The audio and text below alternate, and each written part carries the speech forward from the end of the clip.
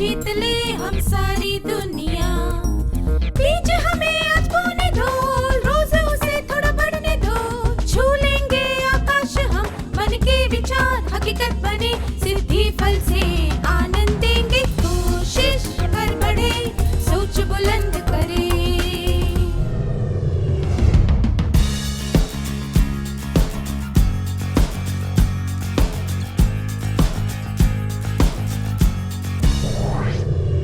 नमस्ते छात्रों, आप सबको यहाँ देखकर खुशी हुई।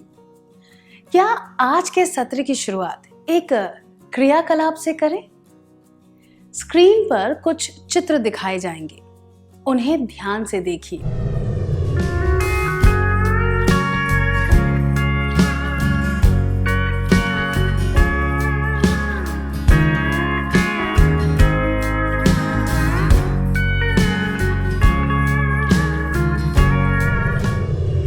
क्या आपने सारे चित्रों को ध्यान से देखा? लोगों के इन समूहों को हम क्या कहते हैं? इन सब में क्या समानता है?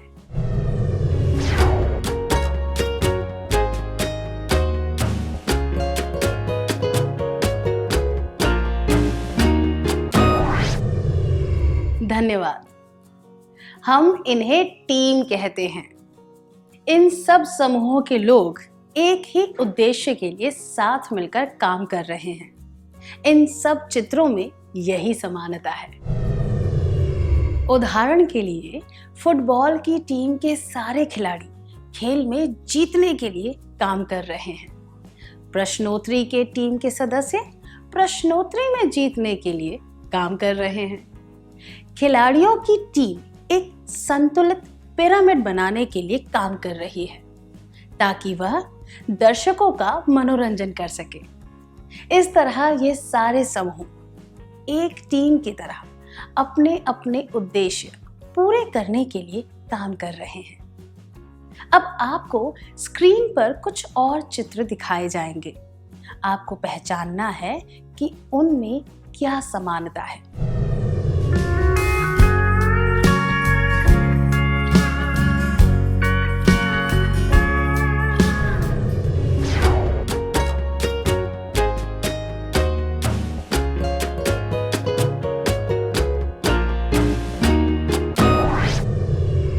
क्या आपने चित्रों को ध्यान से देखा?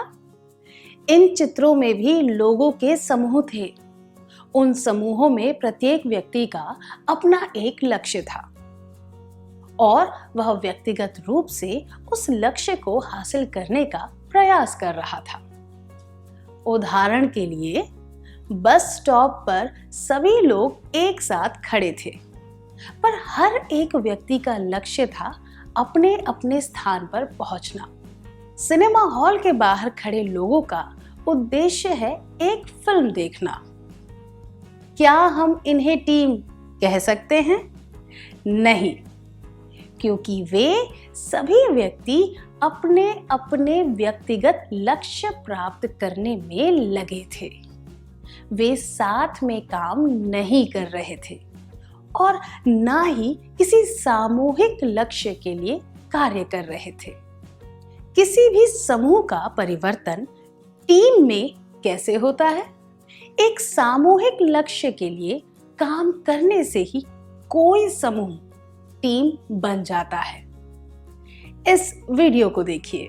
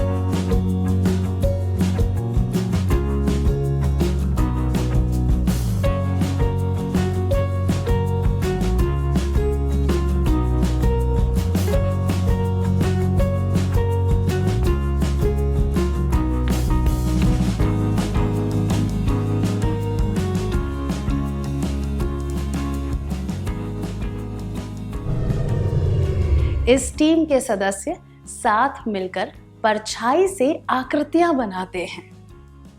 जब लोगों का एक समूह साथ मिलकर किसी सामूहिक लक्ष्य को प्राप्त करने के लिए व्यवस्थित प्रयास करता है तो उसे टीम कार्य कहते हैं। मैं दोहराती हूं, जब लोगों का एक समूह साथ मिलकर किसी सामूहिक लक्ष्य को प्राप्त करने के लिए व्यवस्थित प्रयास करता है तो उसे टीम कार्य कहते हैं। क्या अब हम एक पहेली हल करें? आपको स्क्रीन पर एक चित्र वाली पहेली दिखाई जाएगी। उस चित्र में अंग्रेजी वर्णमाला के 26 अक्षर और अंक 1 से 9 छिपे हुए होंगे। आपको व्यक्तिगत रूप से 1 मिनट में इन सबको ढूंढना है। क्या हम शुरू करें?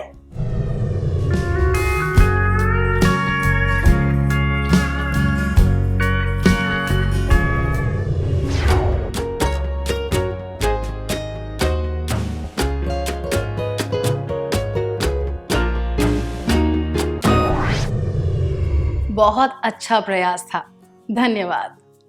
आप व्यक्तिगत रूप से 1 मिनट में कितने अक्षर और अंक ढूंढ पाए? आप सारे अक्षर और अंक नहीं ढूंढ पाए, है ना? अब आप ऐसी ही एक और पहेली हल करेंगे, पर इसमें थोड़ा फर्क है। आप इसे एक टीम बनाकर हल करेंगे। फिर से आपको केवल 1 मिनट ही दिया जाएगा।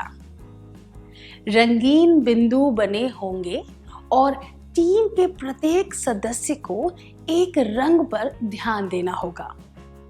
उदाहरण के लिए, अ सारे अंक ढूंढेगा या ढूंढेगी, ब हरे रंग वाले अक्षरों को ढूंढेगा या ढूंढेगी, स नारंगी रंग वाले अक्षरों को ढूंढेगा या ढूंढेगी, ड नीले रंग वाले अक्षरों को ढूंढेगा या ढूंढेगी, च लाल रंग वाले अक्षरों को ढूंढेगा या ढूंढेगी।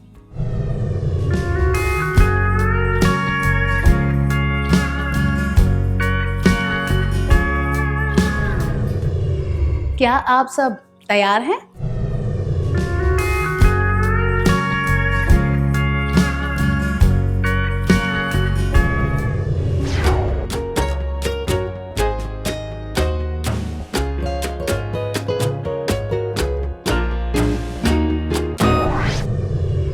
क्या आपने कार्य पूरा कर लिया?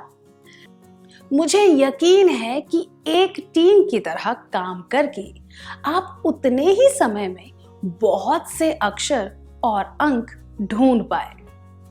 तो हमने इससे क्या सीखा? व्यक्तिगत प्रयास की जगह टीम में प्रयास करने से ज्यादा अच्छे परिणाम मिलते हैं। मैं दोहराती हूं, व्यक्तिगत प्रयास की जगह टीम में प्रयास करने से ज्यादा अच्छे परिणाम मिलते हैं। अब मैं आपको एक और कहानी सुनाऊंगी जो शायद आपको पहले से पता होगी, पर मैंने उसे थोड़ा सा बदल दिया है। वह कहानी इस तरह है। एक समय की बात है। 3 भाई थे जिन्हें एक राजकुमारी के लिए सबसे बढ़िया कालीन बनाने का काम दिया गया था। उन सब में एक विशेष योग्यता थी जिसकी वजह से वे बेहतरीन कालीन बना पाते थे। एक रंगाई करने में माहिर था, दूसरा अच्छे डिजाइन बनाने में माहिर था और तीसरा बहुत अच्छी बुनाई करता था। पर वे तीनों मन ही मन यह सोचते थे, अरे इनाम की रकम केवल मुझे मिलनी चाहिए। इसीलिए उन्होंने व्यक्तिगत रूप से कालीन बनाने की कोशिश की, पर वे सफल नहीं हुए। उनके पिता बहुत ज्ञानी थे। उन्होंने तीनों को बुलाया और एक एक लकड़ी लाने को कहा। वे लकड़ी लेकर आए। फिर उन्होंने अपने पुत्रों से एक लकड़ी तोड़ने को कहा। एक लकड़ी आसानी से टूट गई। फिर उन्होंने उन लकड़ियों का ढेर बनाकर उसे तोड़ने के लिए कहा। वे उस ढेर को आसानी से नहीं तोड़ पाए। इस बात को एक संकेत की तरह समझकर तीनों भाइयों ने साथ काम किया और एक बढ़िया कालीन बनाया। उन्हें राजकुमारी की प्रशंसा मिली और इनाम की रकम भी। यह कहानी हमें क्या बताती है? यह हमें टीम में काम करने के फायदों के बारे में बताती है। तीनों भाइयों में बहुत योग्यता थी। रंगाई करना, बुनना और डिजाइन बनाना, ये तीनों काम बहुत महत्वपूर्ण होते हैं। पर इनाम पाने का लक्ष्य तभी प्राप्त किया जा सका जब तीनों ने मिलकर एक टीम की तरह काम किया। प्रत्येक भाई की एक भूमिका थी। जब उसने अपनी भूमिका अच्छी तरह निभाई तो उनकी टीम को सफलता मिली। यह बात भी स्पष्ट थी कि वे एक दूसरे पर निर्भर थे।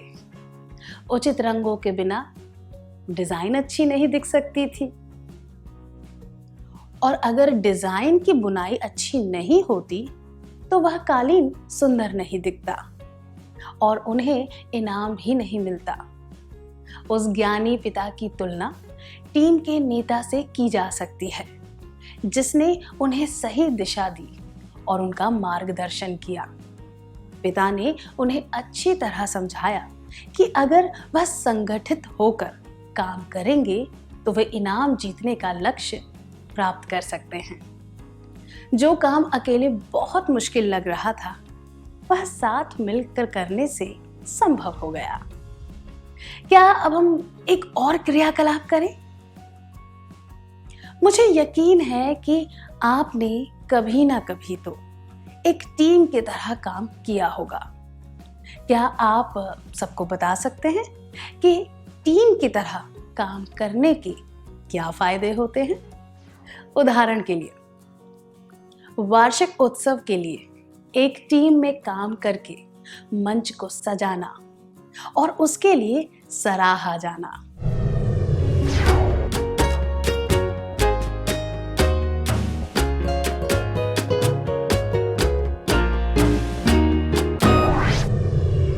अपने अनुभव के बारे में बताने के लिए धन्यवाद। जब टीम के सदस्य साथ मिलकर व्यवस्थित तरीके से काम करते हैं तो लक्ष्य पूरा करने में आसानी होती है। अब तक हमने देखा कि टीम में काम करने का क्या अर्थ होता है। अब हम देखेंगे कि टीम के कार्य को असरदार बनाने के लिए कौन सी बातें आवश्यक होती हैं। इसके लिए हम एक क्रियाकलाप करेंगे।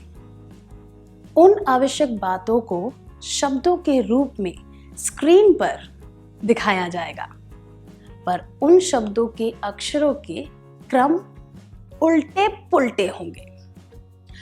आपको सही क्रम में अक्षरों को लगाकर वे शब्द पहचानने हैं।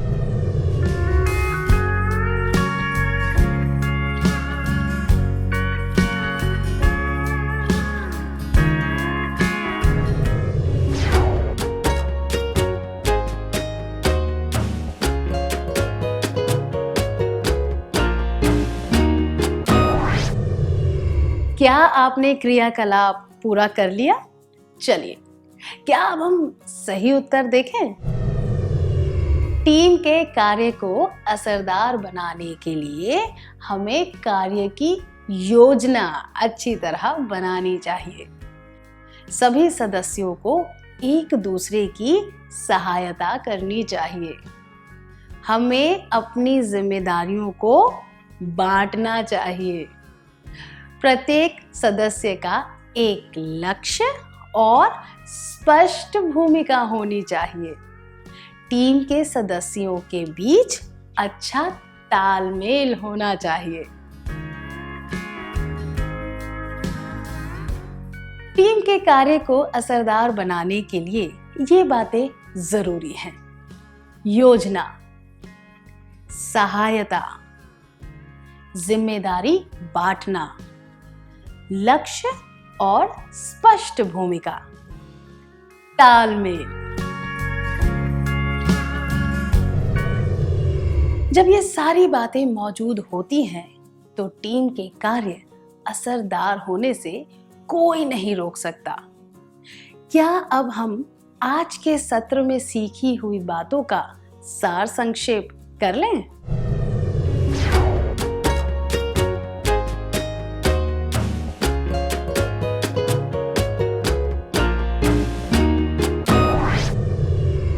जब एक सामूहिक लक्ष्य होता है तो लोगों का एक समूह टीम बन जाता है। व्यक्तिगत प्रयास की जगह टीम में प्रयास करने से ज्यादा अच्छे परिणाम मिलते हैं। जब लोगों का एक समूह साथ मिलकर किसी सामूहिक लक्ष्य को प्राप्त करने के लिए व्यवस्थित प्रयास करता है तो उसे टीम कार्य कहते हैं। टीम के कार्य को असरदार बनाने के लिए ये बातें जरूरी हैं। 1. योजना, 2. सहायता, 3. जिम्मेदारी बांटना, 4. लक्ष्य और स्पष्ट भूमिका, 5. तालमेल। अच्छी तरह सार संक्षेप करने के लिए धन्यवाद।